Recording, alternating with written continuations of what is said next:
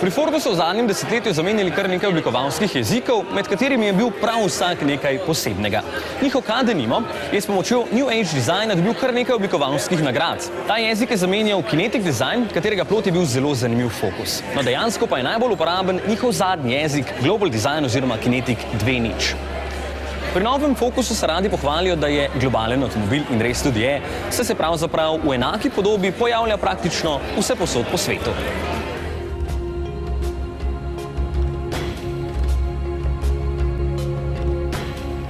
Plod Global Designa je tudi ta študija EVOS in ja, tudi skozi poševne oči izgleda naravnost fantastično.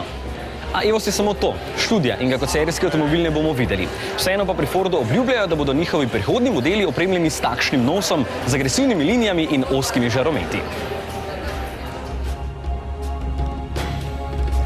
EVOS je zelo zanimiv zaradi svoje oblike, saj nakazuje smernice, ki jih bodo uporabljali vsi prihodnji Fordi. Zanimiv je tudi zaradi hibridnega pogona, kakršnega bomo lahko že čez dobro leto videli v novem Fordu C-Max Energy. Ampak najbolj pa je zanimiv zaradi vgrajene tehnologije.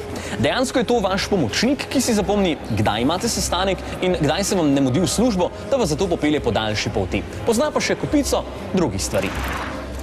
The EVOS concept is interesting because of its design, because of its drivetrain, but that's not everything, right?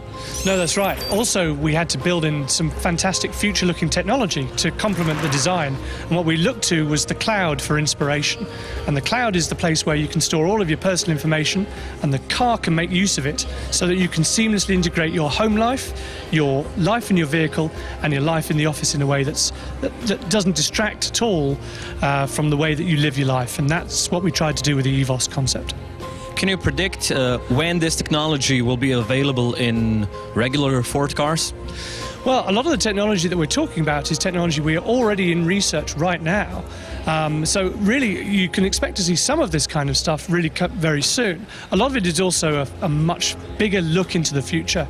That may be a good 10, 15 or 20 years away, but certainly a lot of this stuff you'll see very soon. Najbolj fascinantno pa je to, da se bo ta tehnologija verjetno že v naslednjih letih uporabljala v serijskih Fordih.